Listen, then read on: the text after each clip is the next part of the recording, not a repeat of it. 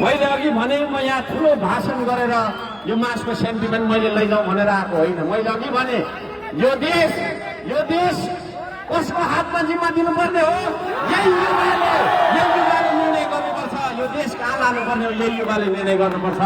तपाईँहरू भनेको तपाईँको चाहिँ नि अब generation Z means the most educated, the most energetic youth of the nation. You will have to decide. म तपाईँहरू सँगै छु भन्नलाई आएको हो। यहाँ सबैको आन्दोलनको यो सक्रियता, यो साहसप्रति हार्दिक नमन व्यक्त गर्दै मेरो दुई शब्द यही राख्दछु।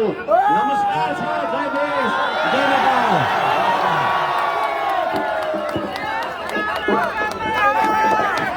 अहिले साथीहरू जेन्जी सबले सम्बोधन गरिसक्नु भएको छ र अब आमाको आँसुको हिसाबले